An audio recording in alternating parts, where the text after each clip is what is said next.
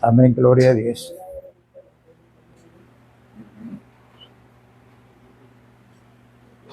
Yo quiero hoy que veamos en el capítulo 2 del Evangelio de Juan,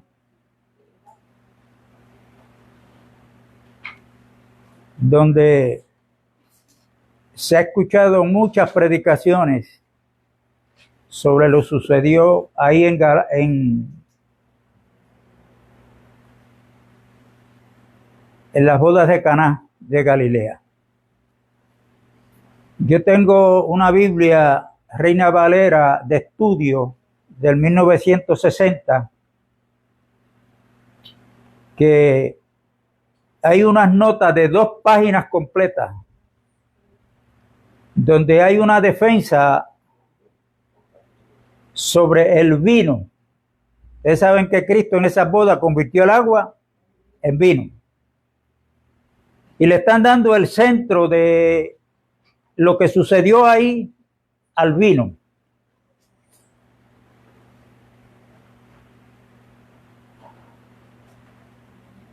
Y nosotros vamos a ver con la ayuda de Dios en cada uno de nosotros,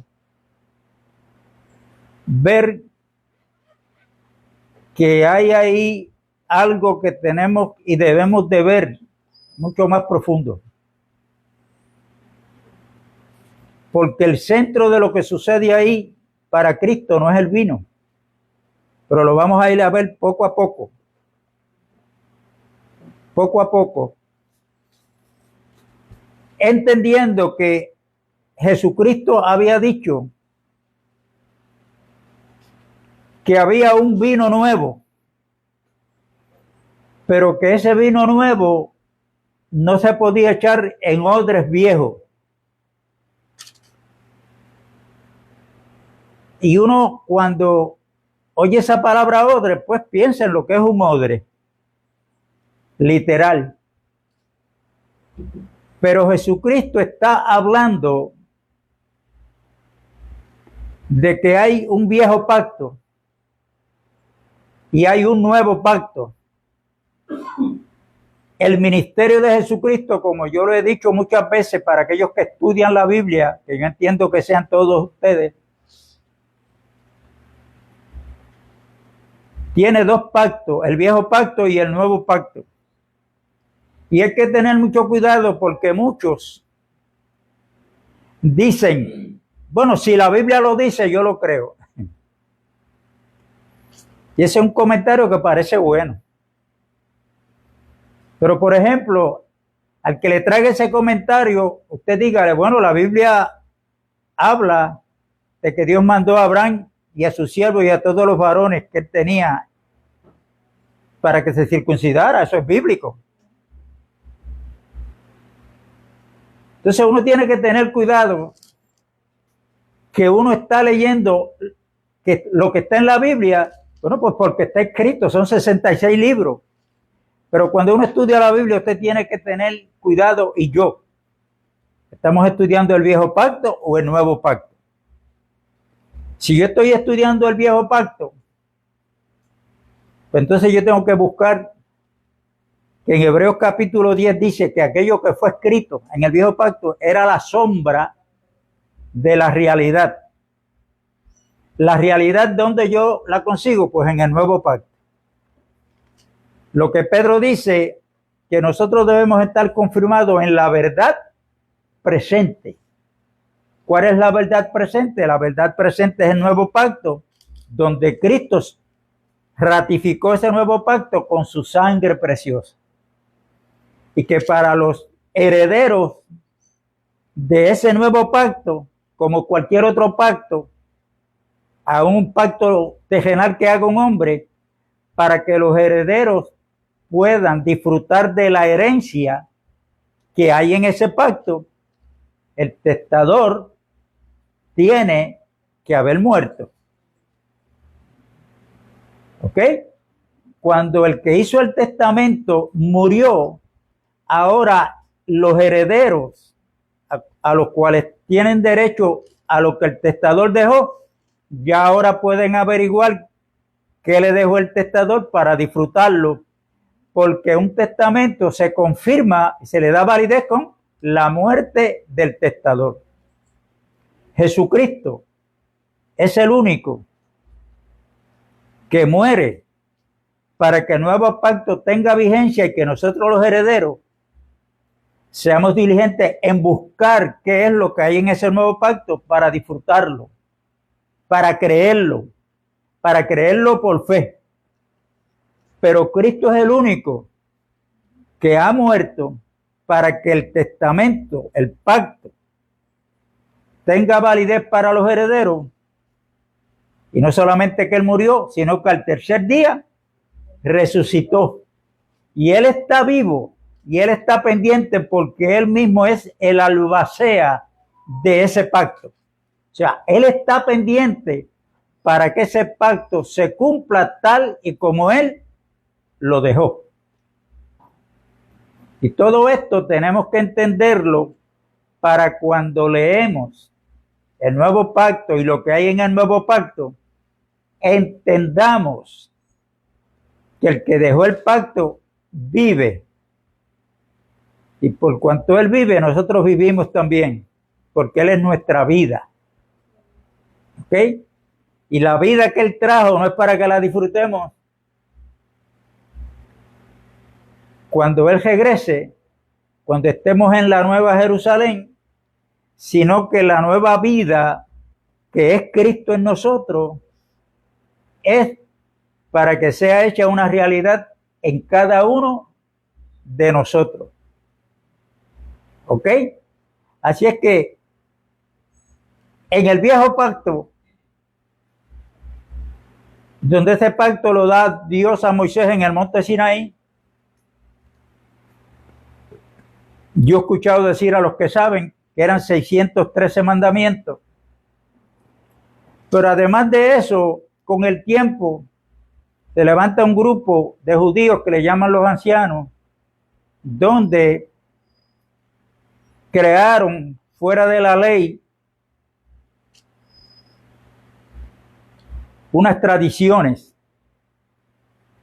los cuales esas tradiciones estaban por encima de la ley que Dios le había dado a Moisés en el monte Sinaí. Y este grupo que pertenecía y creía lo que los ancianos habían determinado, pues estaban pendientes para que lo que los ancianos habían determinado se cumpliera. Y una de las tradiciones que ellos crearon, que estaban pendientes para que se cumpliera al pie de la letra, era que un judío, antes de comer pan o lo que fuera, tenía que lavarse las manos muchas veces. Muchas veces. Tenían que lavar los platos que comían, los vasos. Lavaban bien todo eso, se lavaban las manos, y en cierta ocasión, en el capítulo 15 de Mateo, ellos vieron que los discípulos de Cristo estaban comiendo pan sin lavarse las manos. Y le dijeron a Cristo: ¿por qué tus discípulos comen pan sin lavarse las manos? Y Jesús le dijo: ustedes son unos hipócritas.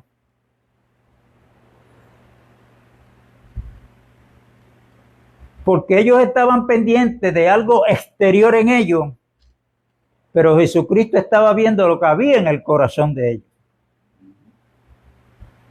Y por eso en cierta ocasión Jesucristo le habló fuerte y le dijo: ustedes son unos sepulcros blanqueados. Un sepulcro, usted va al cementerio y qué bonito lo tienen, de hierbajito, pintado, pero ¿qué es lo que hay dentro? Pudrición. Eso es lo que hay ahí. Entonces, le traen esa tradición a Cristo, pero Cristo está hablándole a ellos del problema que ellos tienen, que es en su corazón. Jesús en cierta ocasión le dijo que lo que entraba por la boca no era lo que le hacía daño al hombre, sino lo que salía por la boca. porque lo que sale de la boca, ¿de dónde sale? Del corazón. Del corazón. Ahí es donde salen los malos pensamientos, los celos, las malas palabras, los homicidios.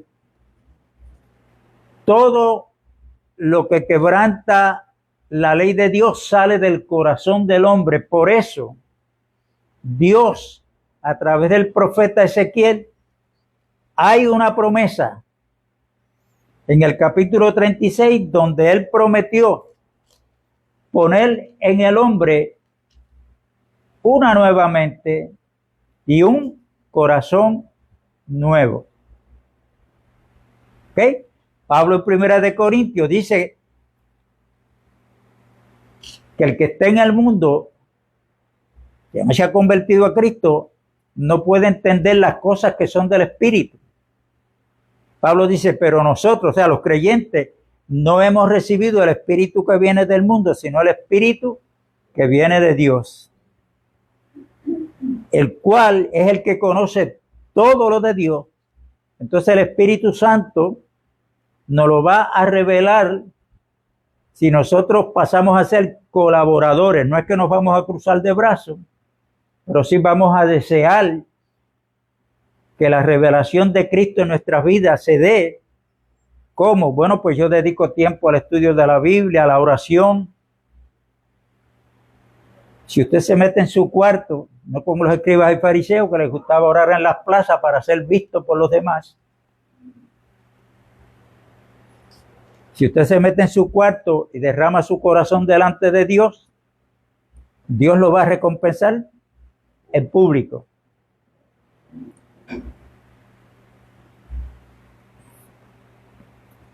Y no solamente el lavado de manos. Había muchas tradiciones donde este pueblo mantenía. Y quiero traer esta palabra porque vamos a descubrir que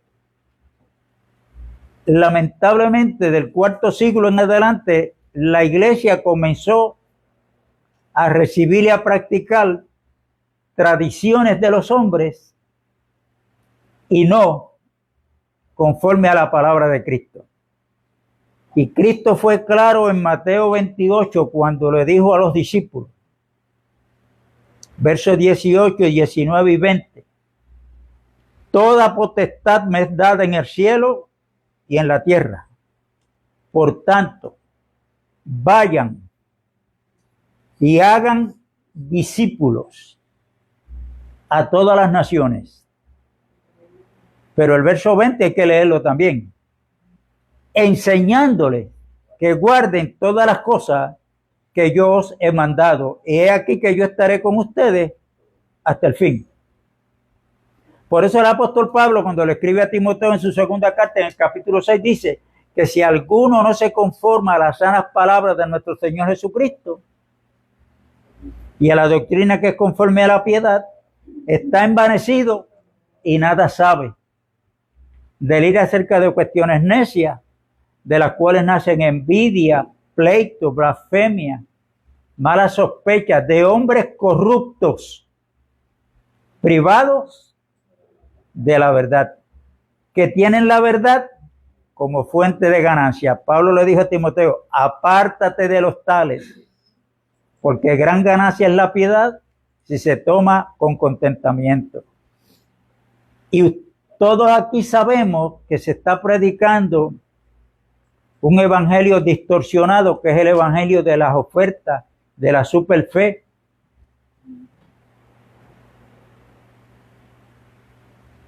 Hombres como Guillermo Maldonado que se han convertido en hombres ricos,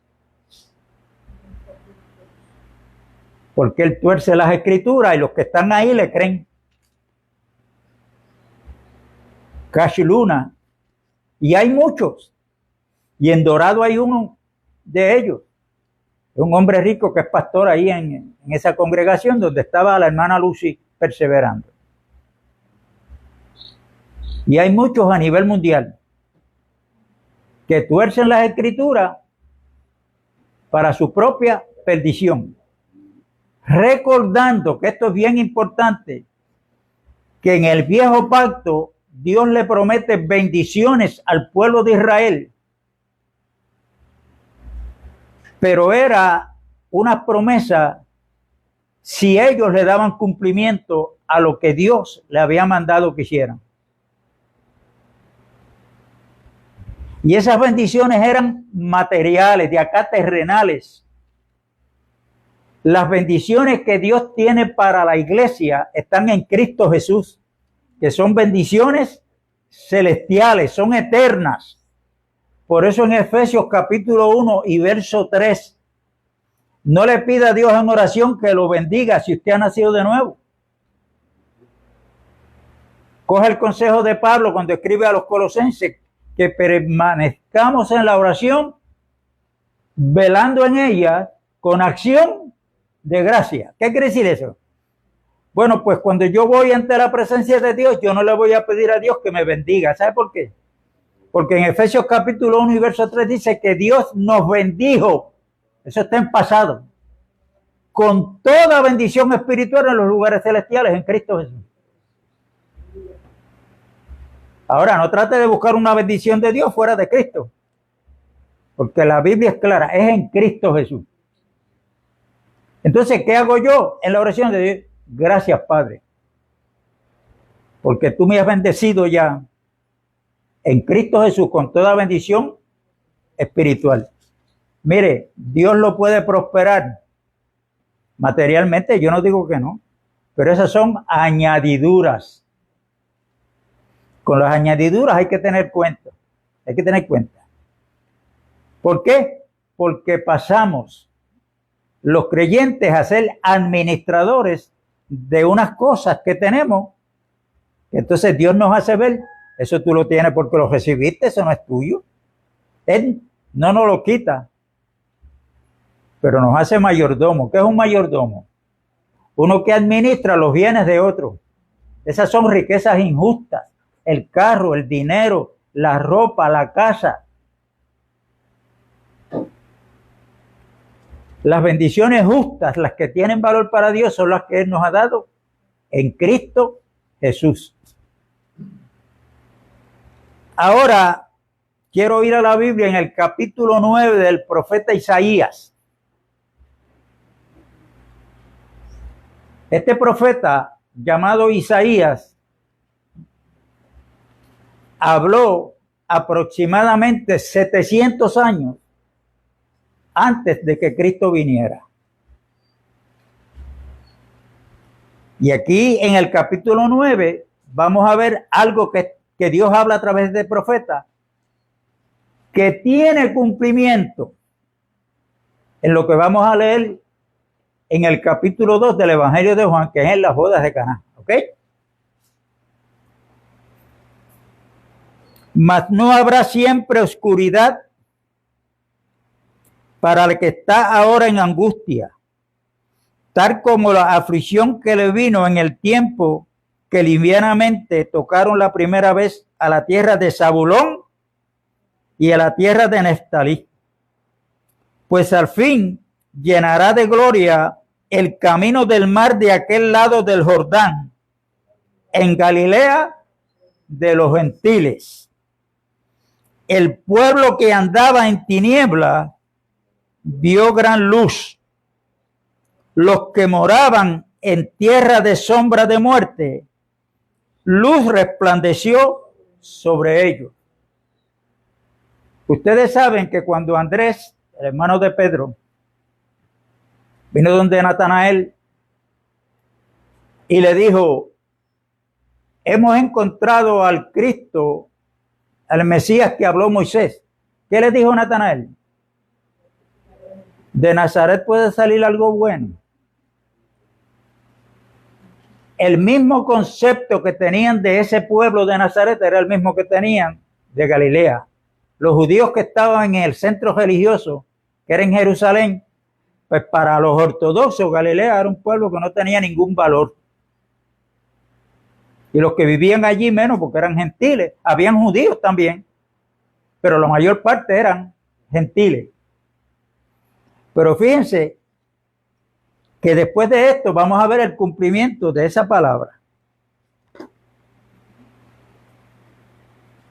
Y en Juan, evangelista Juan, en el capítulo 2,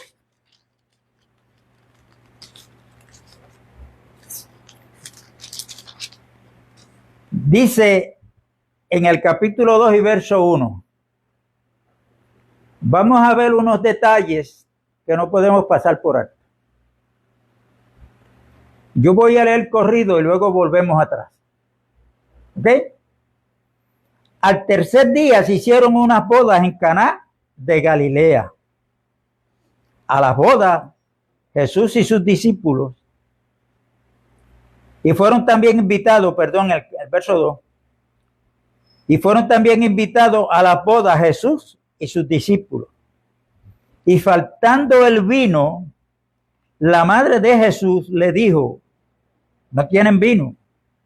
Jesús le dijo, ¿qué tienes conmigo, mujer? Aún no ha venido mi hora. Su madre dijo a los que servían, haced todo lo que os dijere. Y a lo que les diga Jesús, pues háganlo. Jesús les dijo, verso 6, y estaban allí 6 tinajas de piedra para agua, conforme al rito de la purificación de los judíos, en cada una de las cuales cabían 2 o 3 cántaros. Jesús le dijo, llenad estas tinajas de agua, y las llenaron hasta arriba. Entonces les dijo, sacad ahora y llevadlo al maestresala, y se lo llevaron. Cuando el maestresala probó el agua hecha vino, sin saber él de dónde era, aunque lo sabían los sirvientes que habían sacado el agua, llamó al esposo y le dijo, todo hombre sirve primero el buen vino, y cuando ya han bebido mucho, entonces el interior, mas tú has reservado el buen vino hasta ahora.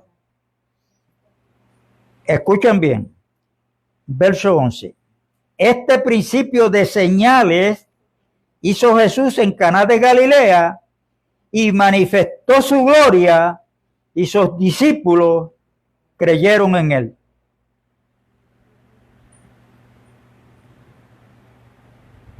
Vamos atrás de nuevo. Al tercer día. Cuando aquí leímos que este principio de ¿qué? De señales. Todos los milagros que hizo Jesucristo en el Evangelio de Juan, usted no va a encontrar la palabra milagro, va a encontrar la palabra señal. Un milagro manifiesta el poder, pero una señal está indicando a algo. ¿Ok? Está indicando a algo. Ahora, por eso es que en este suceso, en estas bodas, hay un mensaje que se nos tiene que ser revelado, porque si no lo vamos a ver superficialmente y vamos a estar defendiendo, como lo hacen muchos, que como les cité ahorita la Biblia que yo tengo de Reina Valera del 1960, el énfasis de las notas que hay ahí en 2 páginas completas es defendiendo que ese vino no tenía alcohol. Cuando ese no es el centro del mensaje. Claro, cuando no hay revelación, pues se coge el milagro, wow, agua en vino. Pero eso es una señal que nos está indicando algo, y cuando comienza Juan a escribir, bien claro, él dice, y al tercer día. vamos a ir descubriendo poco a poco que ya Juan está hablando en esas bodas de la resurrección ¿de quién? De Cristo, que fue al tercer día. Nosotros creemos en Cristo por fe, no le hemos visto. Pero ¿cuál es nuestra esperanza? Juan dice que cuando Él venga, nosotros le vamos a ver cara a cara.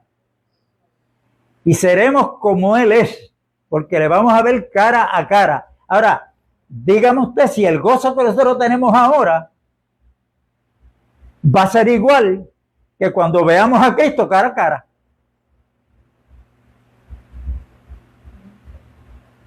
Estamos bebiendo del vino nuevo, pero el último vino es el mejor. Y de hecho, el viejo pacto,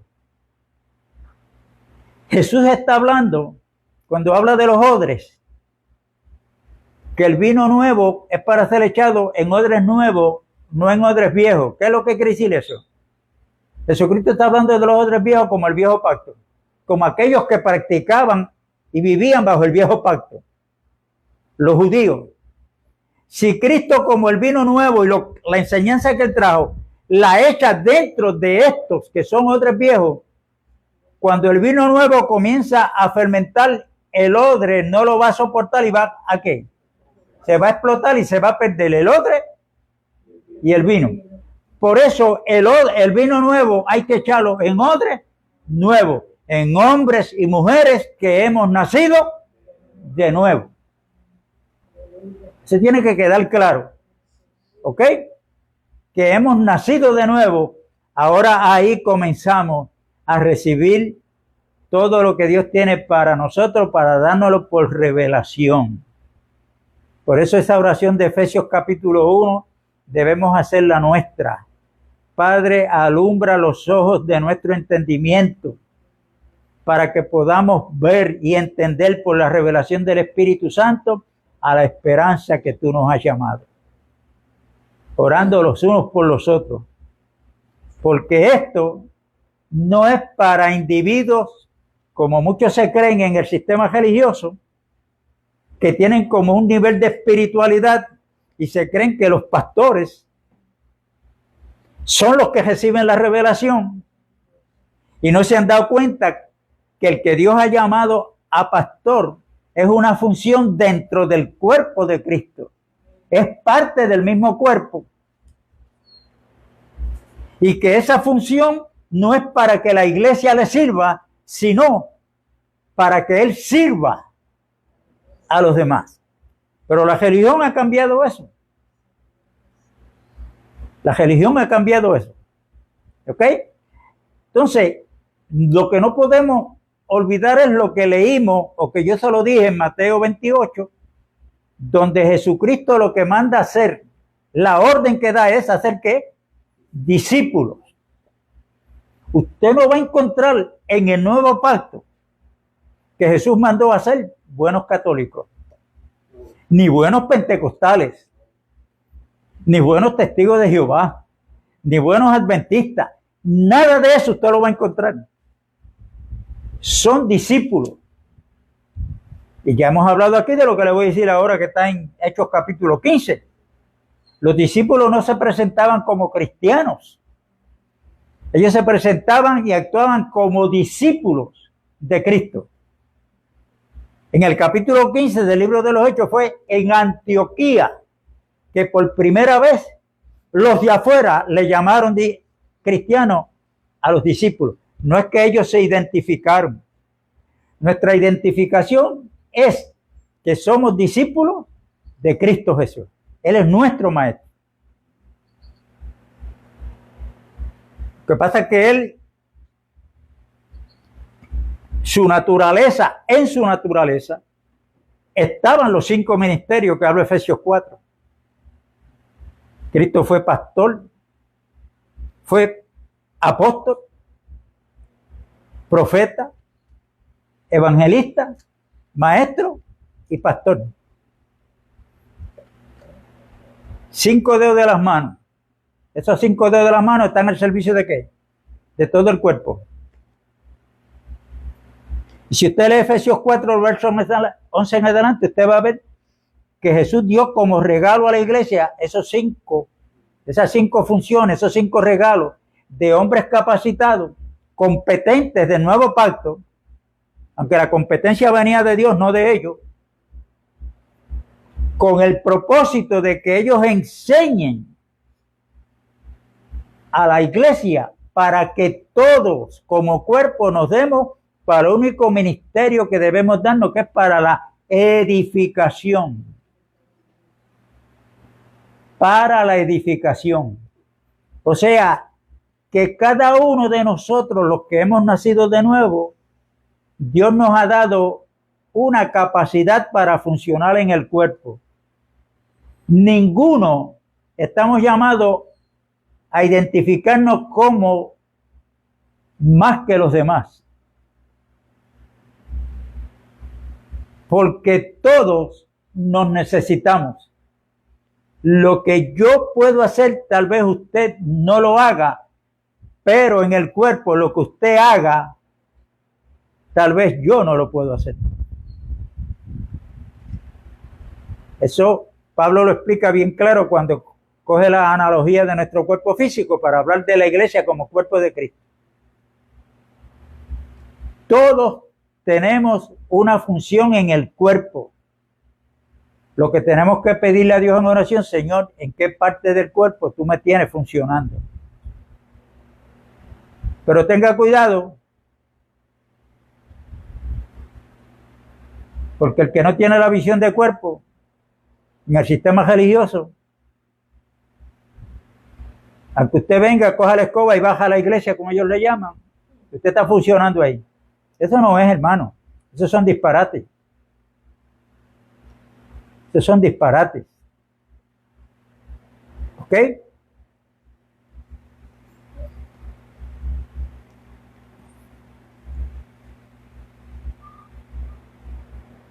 Al tercer día, unas bodas en Caná de Galilea, y estaba allí la madre de Jesús.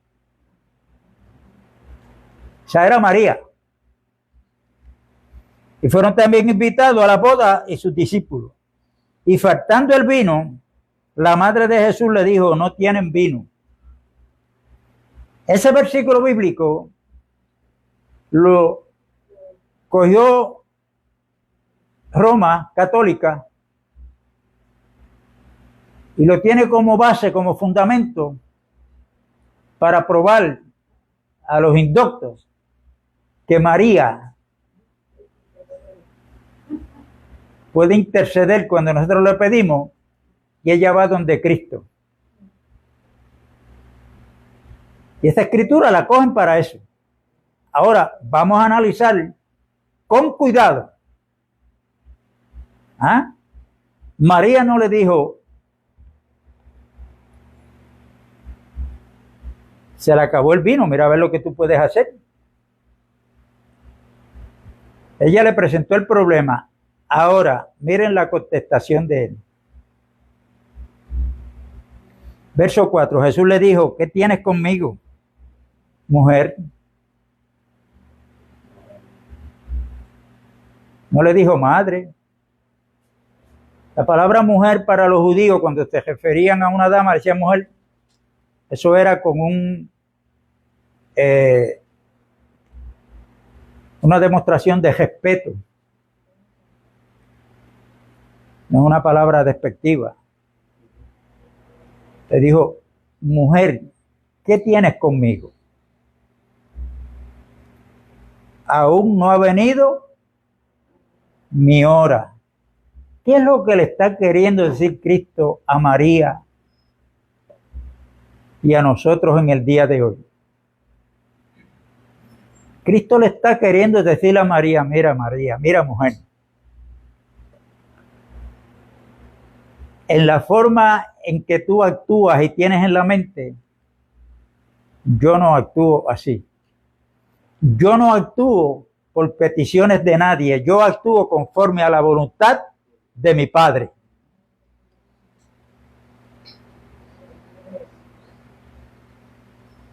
Pero entonces termina diciéndole, aún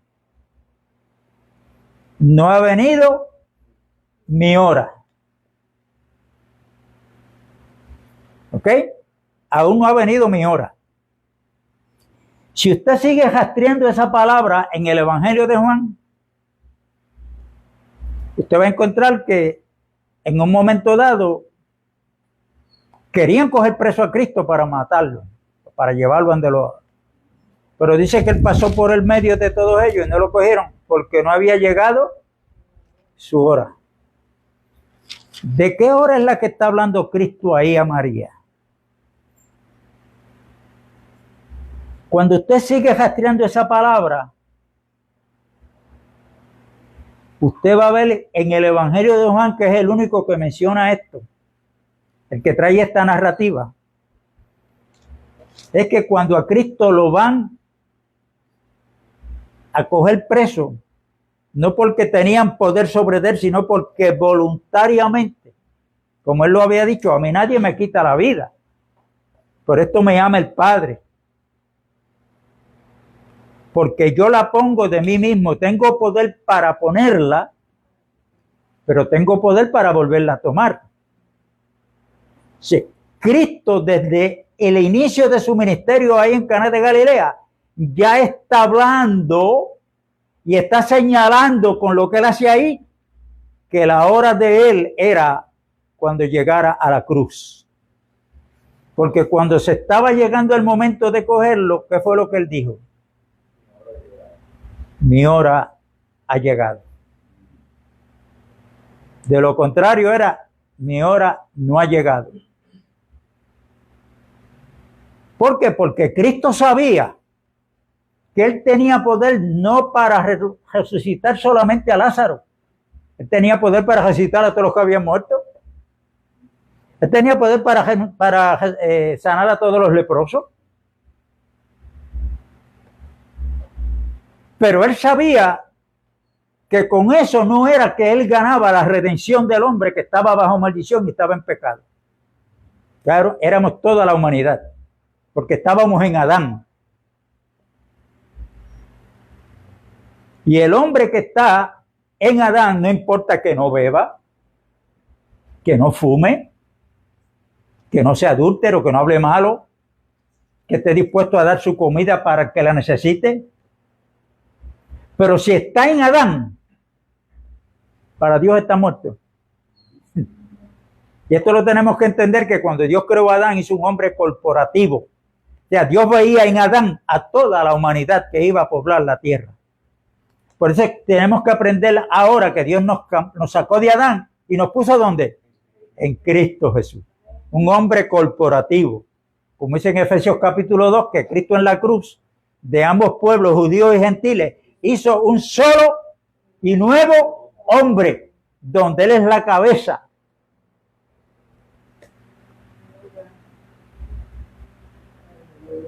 Un solo y nuevo hombre.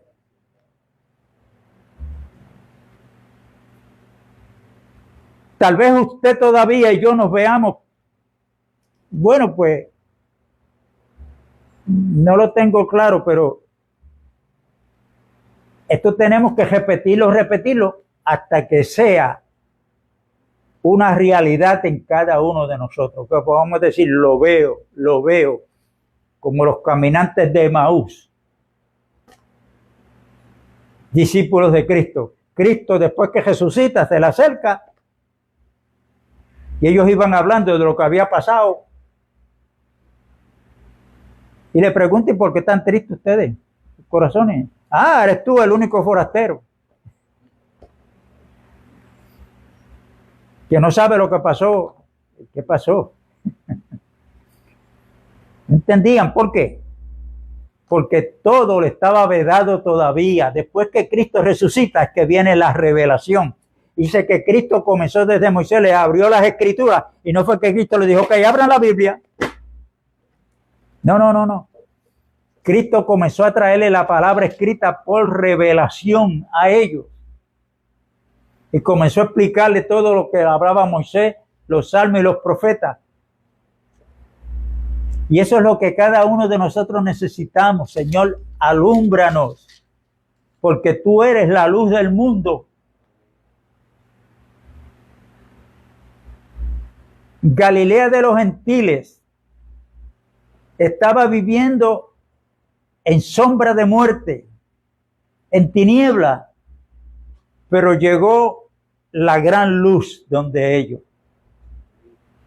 Amén. Y desde esa boda, repito, cuando Jesús dice, aún no ha llegado mi hora,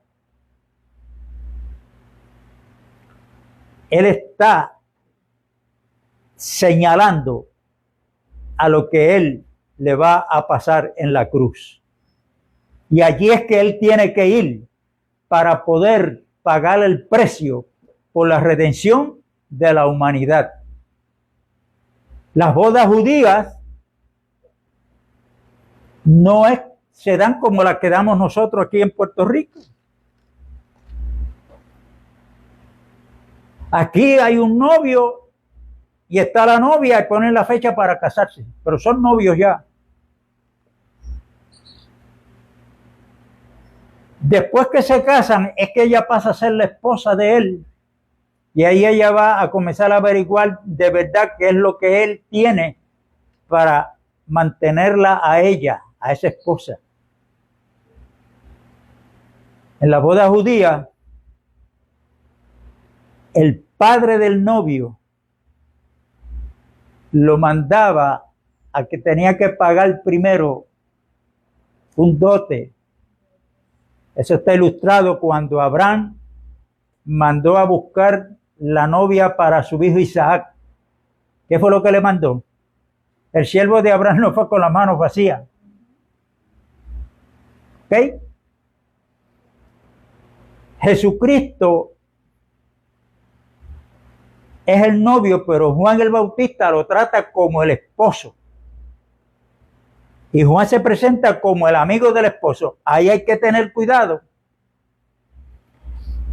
Porque Juan no está errando.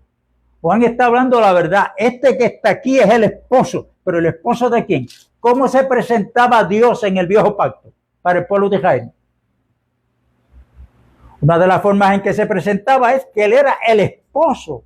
Y ella, el pueblo de Israel, la nación de Israel, era su esposa. Que le fue infiel a Dios. Le fue infiel por estar en la idolatría y en muchas cosas. Pero Dios, a través de uno de sus profetas, le dice: yo la voy a llevar al desierto y allí le voy a hablar en su corazón. Porque Dios no dejó de amar a la que le fue infiel. Él la buscó. Por eso es que cuando Cristo viene, ese es el esposo de la nación de Israel. Pero para ser el esposo de nosotros, él tiene que pagar el dote primero. Y él no lo había hecho. ¿Dónde fue que él pagó? En la cruz del Calvario. Él pagó. Y desde que él paga, ahora dejamos de ser la novia. Somos la esposa del Cordero. Por eso es que esto es al revés. Ahora cuando él venga en Apocalipsis 19, habla de la celebración de ¿qué? De las bodas. Y ahí nos dice que su novia se ha preparado. ¿Cómo es que dice? Su esposa. Su esposa. ¿Eh? Ahí él paga el precio. Por eso es que él sabía que el final de él era ir a la cruz. Porque allí por ambos pueblos él iba a pagar el precio para la redención y perdón de nuestros pecados. Y cuando usted va al final del Evangelio de Juan, y usted ve a Cristo en la cruz, usted va a ver que ese hilo de pensamiento que está trazando Juan? Cuando Cristo le dice a María, mujer, ¿qué tienes conmigo?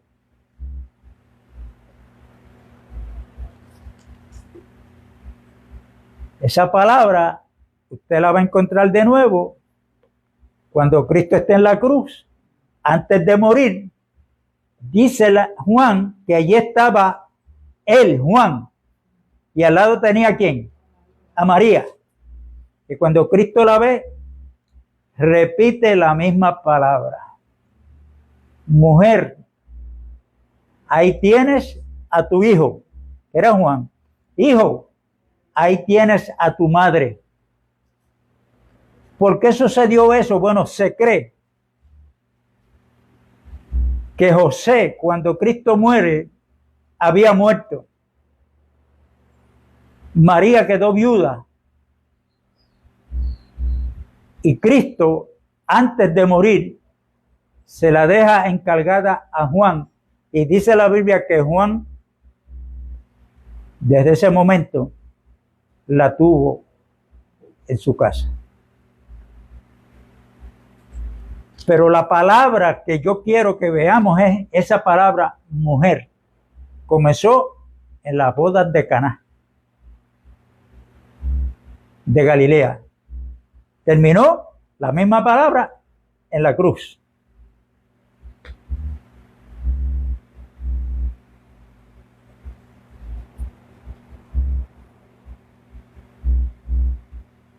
Esto que le dijo María a los sirvientes comprueba de que ella reconoce que ella no tiene poder para nada ni para interceder.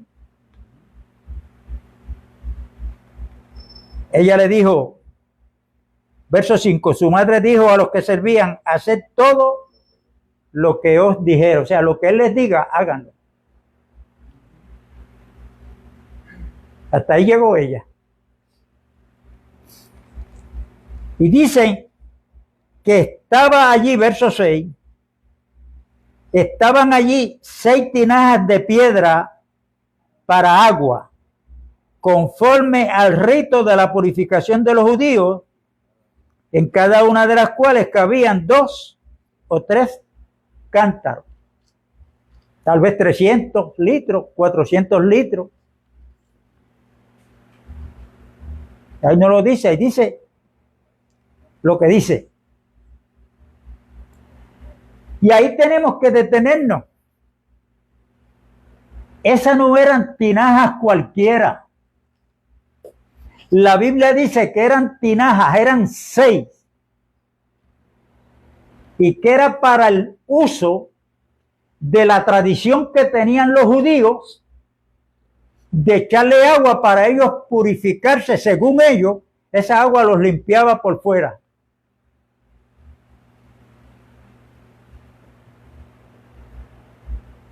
Pero póngase a pensar en lo siguiente. ¿En qué día fue creado el hombre? ¿Ah? En el 6º día.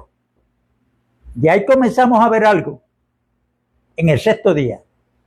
Pero volviendo a la costumbre de los judíos, la Biblia dice que esas tinajas no eran tinajas cualquiera. Era específica para echar agua para la purificación. Lavarse las manos antes de comer, los platos, todo para la purificación. Ahora, ¿qué pasa?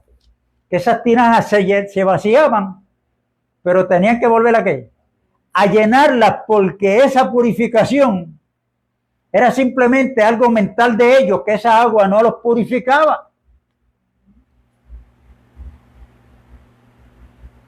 Entonces, todos los días, sabrá Dios cuántas veces al día, tenían que estar llenando esas tinajas. Y esas tinajas hablan del hombre que está metido en esa tradición. Que cuando pasamos eso al día actual de hoy de nosotros, ¿cuántos hermanos y hermanas hay?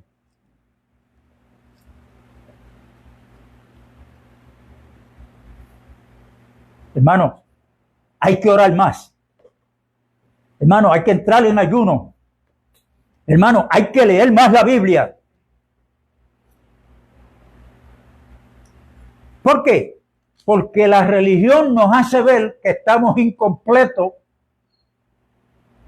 que nos falta algo.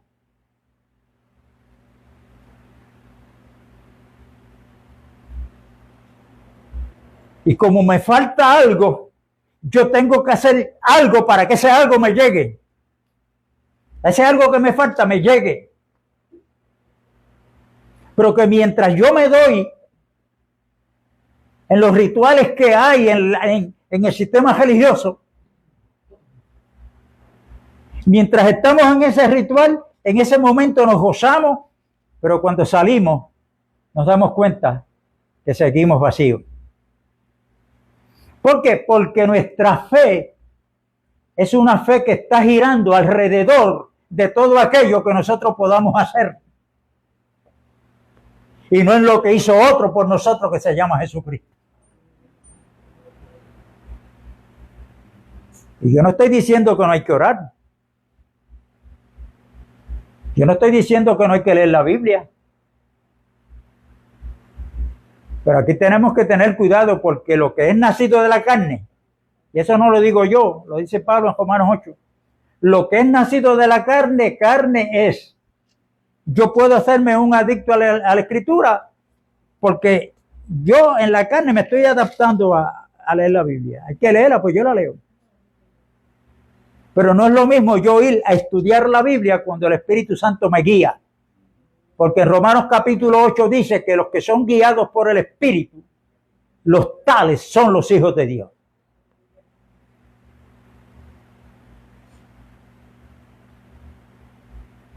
Y en el sistema religioso nos vemos incompletos. Nos falta algo. El número 6 habla del que está cerca del 7. El 7 habla de plenitud. El 7 habla de algo que está completo. El 7 habla de algo que no hay que añadirle. Por eso Dios cogió el séptimo día y lo santificó, lo separó, y dice la Biblia que él reposó. ¿No era que Dios estaba cansado? Porque Dios no se cansa, no se fatiga. ¿Qué es lo que quiere decir que Dios reposó? Que en la creación ya no hay que crear nada más. Está todo creado. Dios deja para lo último al hombre con un propósito. Entonces, en Hebreos nos manda a nosotros a entrar en el reposo de Dios. Hebreos capítulo 4. Dice que hay un nuevo hoy. En Hebreos 4. ¿Cuál es ese nuevo hoy? Si usted lee a Pablo escribiendo a los tesalonicenses el capítulo 5, dice que nosotros somos hijos del día.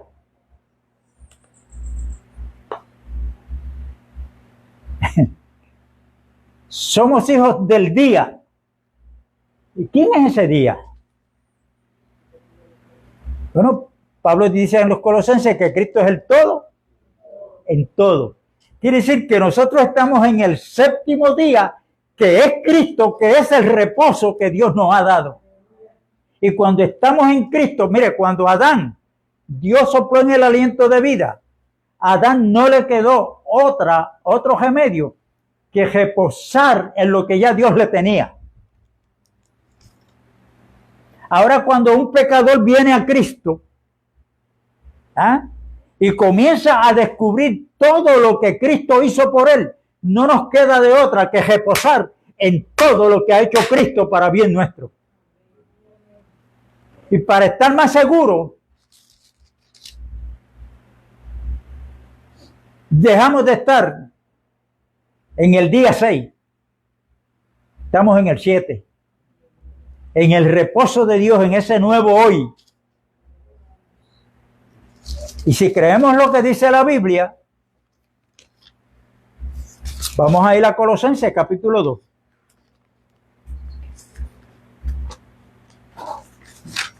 Colosenses capítulo 2.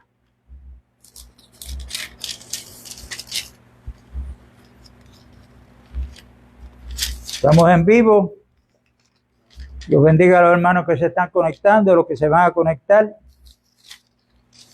Gloria a Dios. Colosenses capítulo 2.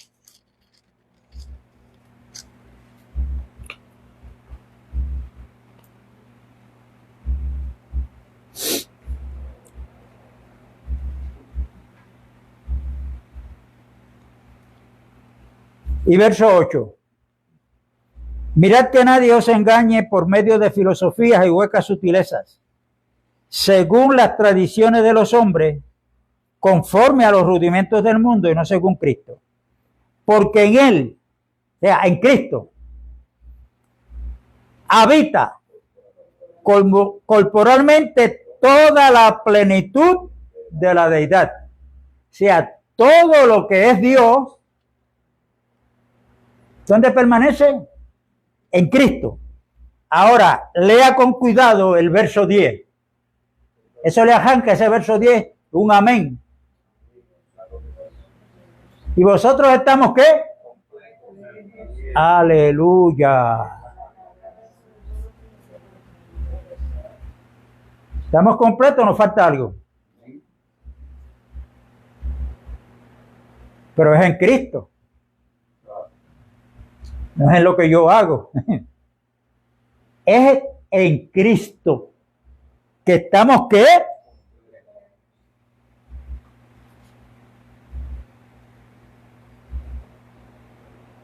Y vosotros estáis completos en Él, que es la cabeza de todo principado y potestad. Así es que cuando uno entiende esto, cuando el Espíritu Santo nos va revelando estas cosas, es que desde nuestro interior corre un deseo de seguirnos congregando, de seguir estudiando esta palabra, de seguir recibiendo esto, que fue lo que dijo Cristo a la mujer samaritana. El que beba de esta agua del pozo ese de la herencia de Jacob va a volver a tener sed. Pero el que beba del agua que yo le daré será en él una fuente que resalte para vida eterna. ¿Y de qué agua hablaba Cristo ahí? Juan capítulo 7, verso 38 en adelante, cuando entra a la fiesta de los judíos allá en alta voz él dijo, el que tenga sed venga a mí y beba.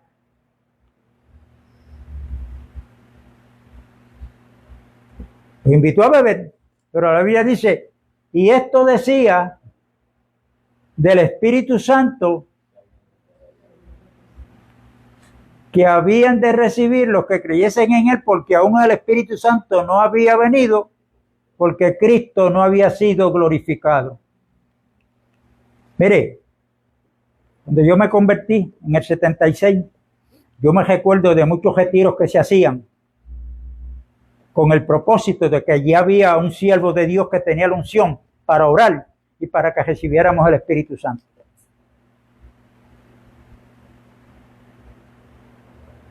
Entonces, si el Espíritu Santo llegaba, usted tenía que darle crédito ¿a quién? Ese hombre que está lleno de la unción de Dios. Mire, el Espíritu Santo, por la única razón que vino, es porque Cristo fue recibido arriba en gloria. Y la Biblia lo dice, porque Cristo no había sido glorificado, pero cuando Él resucitó y entró arriba a la gloria que Él tenía antes de haber venido acá, entonces Él recibe del Padre la promesa y la envía al cuerpo que es la iglesia. Así que tenemos que tener mucho cuidado con muchas cosas que se han inventado en la religión para no caer en la trampa. Amén. Amén. Vamos a seguir hablando de esto. No hemos terminado, pero vamos a continuar el domingo. Amén. Amén. Pero estudien esto, el capítulo 2, Y yo espero que el video haya salido hoy porque estamos estrenando vino nuevo y teléfono nuevo. Amén. Así es que Dios les bendiga a los hermanos que se conectaron. Un abrazo a la distancia y nos vemos el domingo.